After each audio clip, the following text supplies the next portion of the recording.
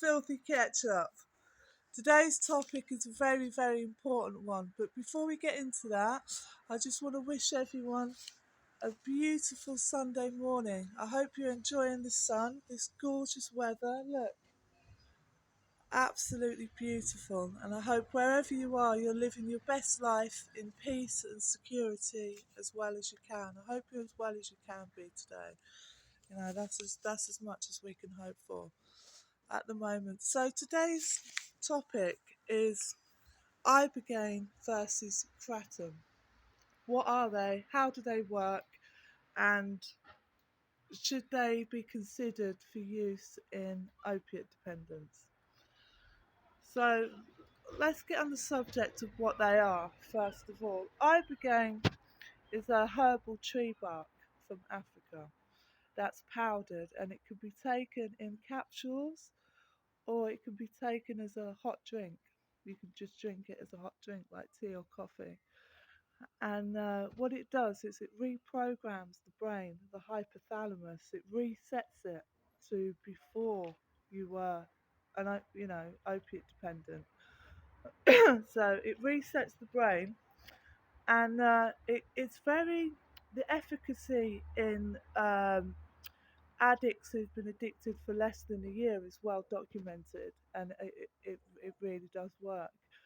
I'm concerned about its efficacy for long-term chronically addicted patients, though, because they often have dual diagnosis and um, complications that come from their addiction. So I think for long-term addicts, it's not.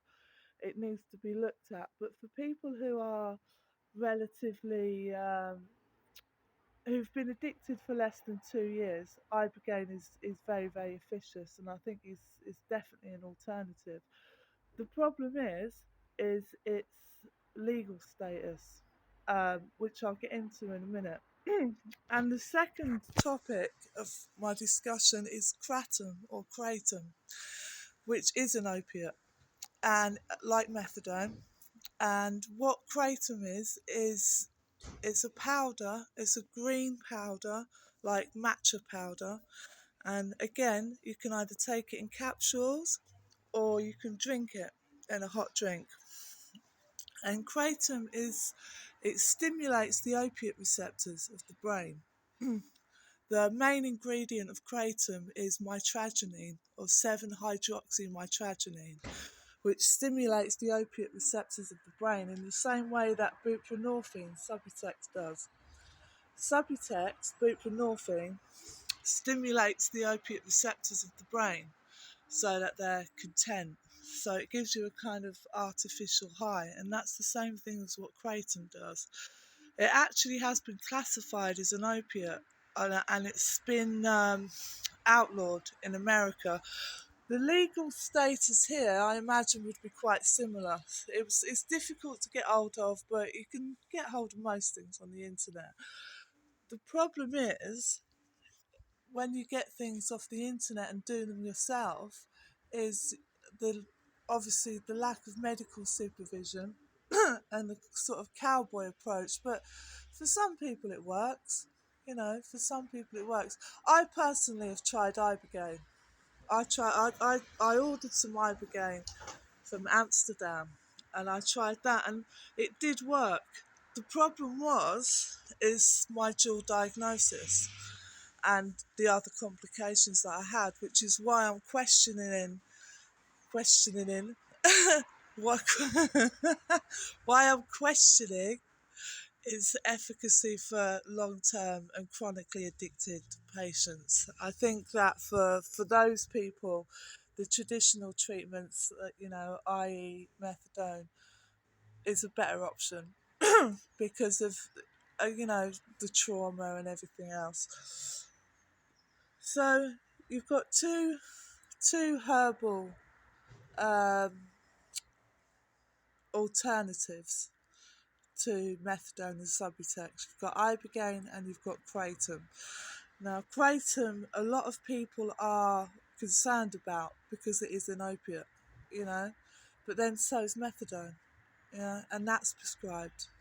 So there's no real reason why they can't use these substitutions, why they can't use these substitutes. The problem is, as I say, is A, the legal status, and two, it's very hard to get new ideas out there. It's hard for people to wrap their heads around things that they don't really know about, you know? So that's what I'm doing today. These are my very professional looking notes. Uh, uh, this is a high class operation, you know. This is.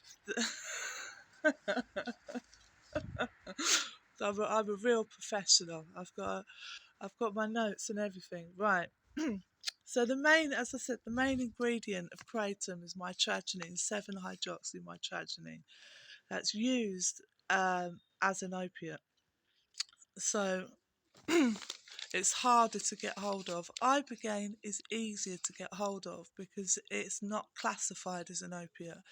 It's it resets the hypothalamus of the brain to before you were an addict. So what Ibogaine does is it rewinds your brain back and it resets you at square one kind of thing. When I took it, it made me very, very ill for about 24 hours. I was being sick. I was freezing cold. Then it would freeze. It was like withdrawal, but I was also tripping. So you trip out as well. Like you have these really strange visual kind of trips. But then after about 24 hours, you're okay. Like you're fine. You feel a bit sensitive, like you can smell things more and you can taste things more, but that's because you're not high, you know, you're not substance affected, and the kind of the newness of all the new sensations can be overwhelming. You know, when your sex drive comes back or your creativity comes back or your emotions come back, when they come back very quickly, it can be very overwhelming. And I relapsed.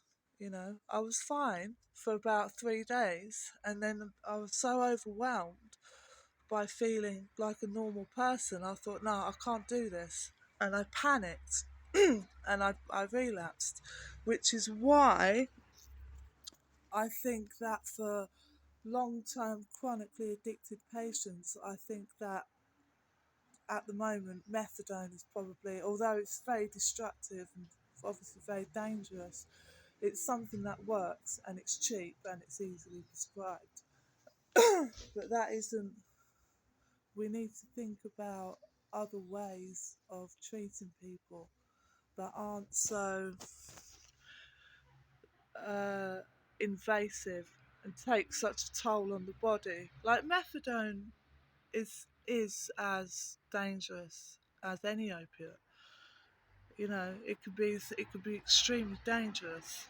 So that's something to think about, and I think we need to think about other options of treatment in recovery. So there's two. There's Ibogaine and there's Kratom.